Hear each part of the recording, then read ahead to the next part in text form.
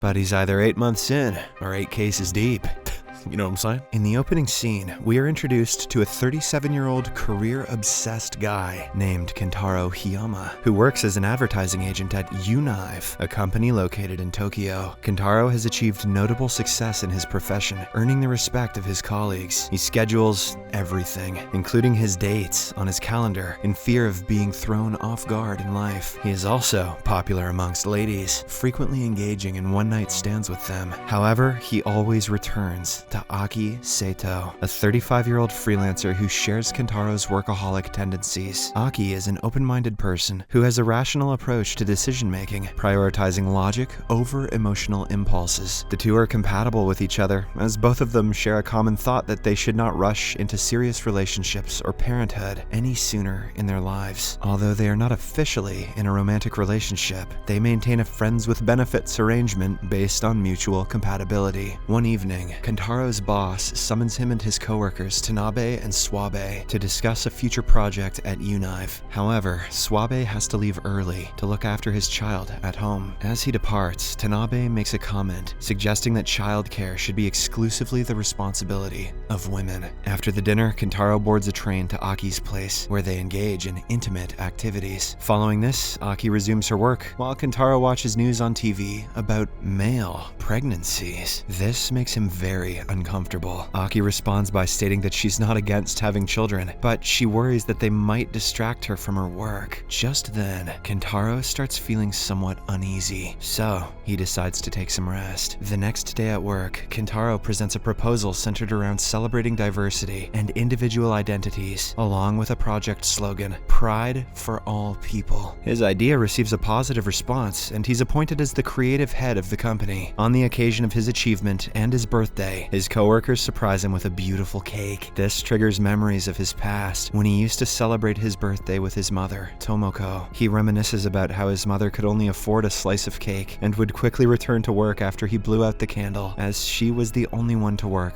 following his father's passing. As the party ends, Kentaro feels a bit lightheaded, but he doesn't pay much attention to it and heads home. On his way, he receives a call from his mother, wishing him a happy birthday. Now that he's financially stable, he urges her to stop driving taxis, offering his support, but she refuses to burden her son. The following day, Kentaro is discussing the new project with his coworkers when he suddenly begins to feel nauseous. Excusing himself from the meeting, he rushes to the restroom and vomits. Worried by this illness from the last few days, Kentaro decides to visit a doctor at the hospital. To his astonishment, the doctor reveals that he's 9 weeks pregnant. Kentaro can't believe it, and so he simply walks away in denial. On his way home, he purchases a pregnancy testing kit to confirm the doctor's diagnosis. Unfortunately, the results confirm his worst fear. He is indeed pregnant.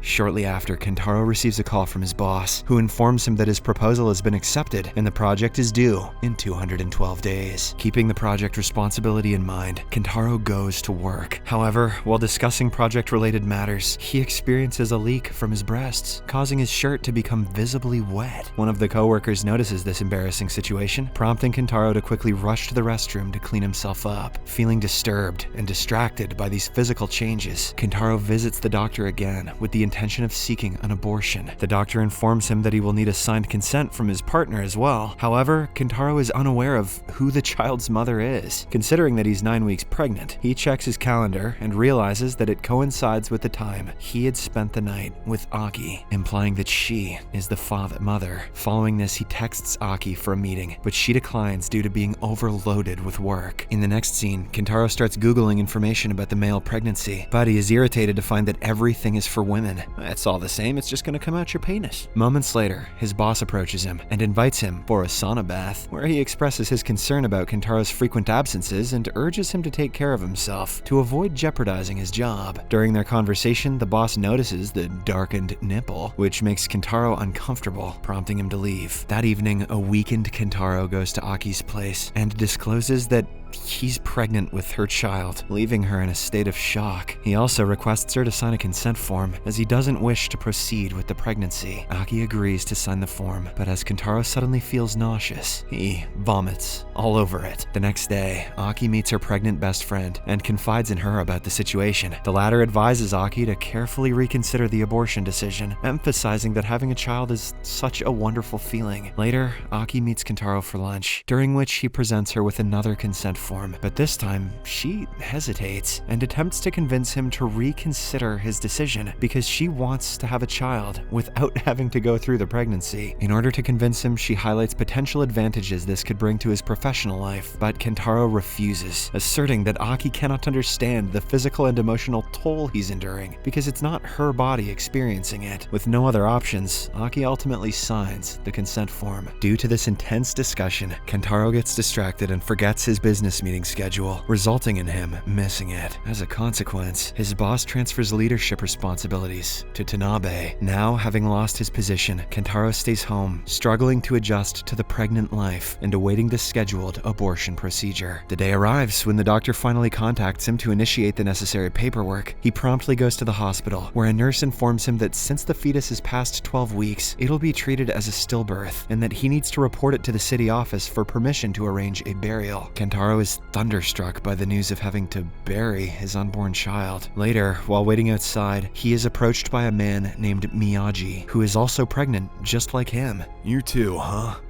Shit. The two bond quickly over their shared experiences of pregnancy. I can't believe it's gonna hatch out of my pee hole. Eventually, Kentaro reveals his decision to proceed with the abortion. Miyagi understands and shares that he had considered the same choice, but ultimately decided against it, as his wife is unable to conceive again after their first child. After dinner, Kentaro accompanies Miyagi to his home, where he meets his wife, Noriko, and their son. Noriko remarks that Miyagi must be happy to find another pregnant man, as he had initially felt anxious when he discovered his own pregnancy. Seeing the little boy run around, Kentaro has a sudden change of mind as he realizes how precious it is to have a baby. The scene then cuts to a business meeting where Tanabe is leading the discussion. However, his presentation proves to be dull, prompting the boss to seek Kentaro's opinion. Drawing upon his recent experiences and the advantages highlighted by Aki, Kentaro suggests using a pregnant man for their advertising campaign. Initially met with hesitation from the clients, Kentaro boldly steps forward and reveals his own pregnancy, displaying his ultrasound and emphasizing its unique advantage. This impresses everyone, and they become even more delighted when Kentaro volunteers to be a model for the campaign. After work, Kentaro meets Aki at a restaurant and shares his decision to proceed with the pregnancy. He also expresses his desire to handle it on his own. However, Aki assures him that she would love to help raise the baby, and reassures him that their relationship will remain unchanged. In other words, she's still gonna bang other dudes. Subsequently, Kentaro calls Miyagi to inform him of his decision, which fills him with joy. Later, Kentaro also contacts his mother to share the news, but her response reveals her clear unhappiness about the situation. A few months pass, and Kentaro participates in a photo shoot for their advertising campaign. Unexpectedly, this gains a lot of attention upon their release, and the campaign becomes a tremendous success. The ads spread rapidly across social media, generating widespread interest. Furthermore, Kentaro receives invitations to appear on various shows for interviews. But just like everything has its bad sides, Kentaro faces hurtful prejudice from people. His dating life hits a roadblock as women refuse to go out with a pregnant man. What if they suck the baby right out of there? The following day, Kentaro visits Miyagi at his flower shop and expresses his frustration about not being able to openly discuss his pregnancy with anyone. Miyagi admits that he also feels the same way. As their conversation unfolds, Kentaro comes up with the idea of creating an online community specifically for pregnant males, where they can share their challenges and find solutions together. In the next few days, Tomoko sees her son's advertisement on TV and decides to pay him a visit. Still upset, she expresses her disappointment that Kentaro didn't even use a pseudonym in the broadcasts. Kentaro brushes off her concerns and instead asks about his father, but Tomoko remains silent. In the next scene, Kentaro appears on a TV show to discuss Unife's project and takes this opportunity to promote his free online community for pregnant males. He calls it Dickception. One afternoon, Kentaro and Miyagi receive a message from another pregnant man who wishes to meet them in person. As a result, they arrange their first meeting at a restaurant, which goes very smoothly. After the meeting, Kentaro goes to Miyagi's place for dinner, during which he experiences the first movements of the baby inside his belly. A few days later, Kentaro and Aki visit a shrine to seek blessings for the upcoming childbirth. Here,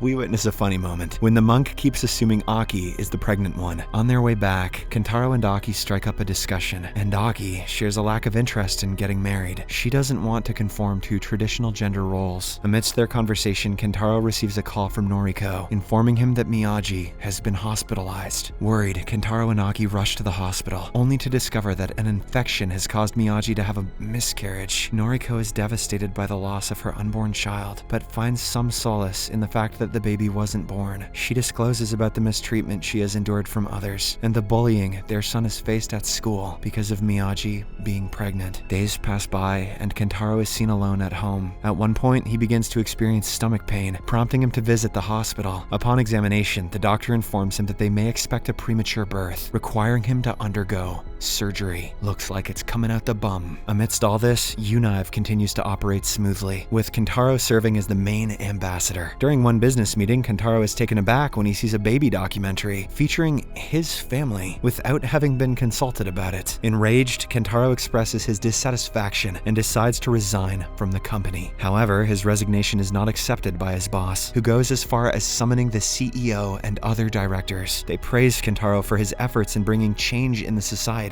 and also remark that he has become a role model for many. Kentaro, who has become more sensitive, breaks down in tears and ultimately decides to stay. On the other hand, Aki travels to her parents' home to attend her sister's wedding. There, she faces constant nagging from her parents, pressuring her to settle down in life. Aki's mother emphasizes how she sacrificed her own ambitions to raise Aki, but she responds by asserting that today's women no longer need to live in such a way. In the evening, Aki meets with her old school friends, many of whom are already married and have children. As they chat, Aki overhears a group of men at another table discussing Kentaro's advertisement and criticizing pregnant men, which makes her feel bad.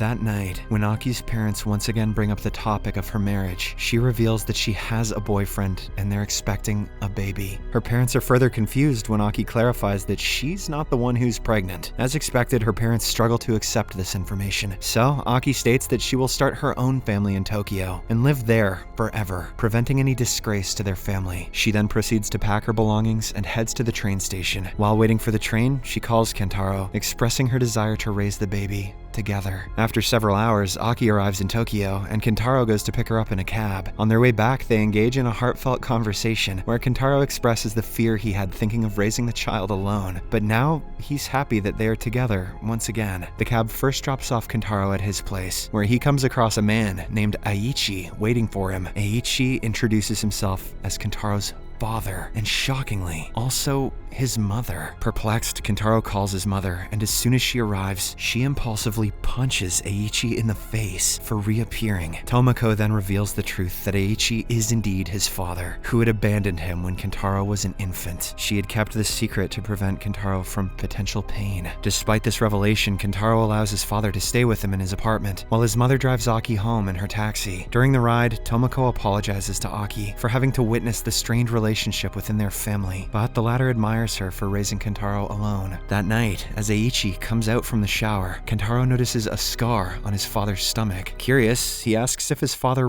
really gave birth, to which Aichi says yes. He then recalls how he used to conceal his pregnancy from the people, and it was challenging even to visit the hospital. But now that he has returned, Aichi wants to assist Kentaro with his online community project. As days pass, he proposes an idea for maternity products tailored for men. Impressed by the concept, Kentaro suggests involving Aki in promoting the idea. However, she shows no interest and walks away. Kentaro follows her, attempting to discuss the matter, but their conversation escalates into a conflict as Aki fears that Kentaro will prioritize his father's business over their own baby. Later that day, Kentaro meets with his mother, who advises him against working with his father, reminding him of how he had abandoned them. Afterwards, Kentaro attends a community meeting where he discovers that his father is already present and is sharing his business idea with fellow members. years. Meanwhile, Aki meets up with her friend, who offers her a job as an editor for a project in Singapore. However, accepting the job would require her to stay abroad for 2 years. Excited about the opportunity, Aki calls Kentaro to share the good news, but he suggests that she decline the offer due to her responsibilities towards their future baby. As expected, this deeply saddens Aki. The next morning, Kentaro wakes up to find himself embroiled in a fraud scandal, as Eiichi has disappeared with the invested money. Other pregnant men who had invested in the community business demand an explanation, and the press surrounds both the office and his apartment. Unable to step out due to the intense media attention, Kentaro is forced to remain at home. Later, his mother visits and scolds him for not heeding her advice. She speculates that Eiichi may be squandering the money in a pub. Despite Aki's attempts to calm him down, Kentaro sets out to find his father. Fortunately, he locates his father in a van. Eiichi hands over the money he collected from everyone and explains that he had endured immense suffering back then, so running away is all he knows. He just happened to grab all the money while he was at it. He then decides to quit the project and bids farewell to Kentaro. In the morning, Aki informs Kentaro that she has decided to accept the Singapore job. She emphasizes that her decision doesn't mean that she is running away from her responsibilities, assuring him that she will visit him time and again. Kentaro is hurt by this news, but he conceals his emotions from showing on his face. At work, the higher-ranking officials decide to remove Kentaro from the project due to the scandal caused by his father. In order to address the situation, the company organizes a press conference where Kentaro explains the complete story, clarifying that he's not involved in all of this. Right after speaking to the public, he suddenly collapses and is immediately rushed to the hospital. Meanwhile, Aki is at the airport waiting for her flight and watching the live broadcast of Kentaro's press conference. As soon as she witnesses his collapse, Aki rushes to the hospital to be by his side, postponing her job opportunity in Singapore. Soon after, Kentaro experiences intense pain from labor and is taken to the operating room for the delivery of their child. Aki, along with Kentaro's parents, anxiously wait outside, but Kentaro's not worried. He saw Arnie do this in a movie once. It was not so bad. In a moment of remorse, Eiichi apologizes to Tomoko for the trouble he had caused in the past. After a while, the operation is successful, and Kentaro finally gives birth to a healthy baby boy. The family reunites in the ward, and Eiichi gets emotional as he captures a photograph of his son, grandson,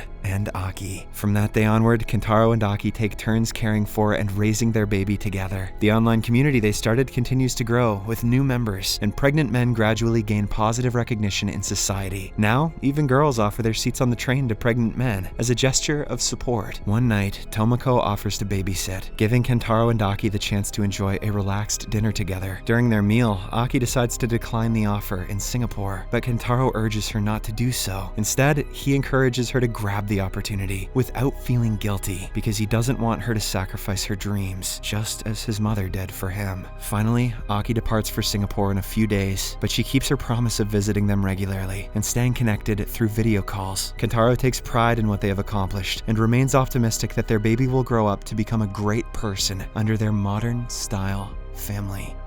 Subscribe for more videos like this, turn on notifications, and leave a like to help the channel out. Thank you for watching.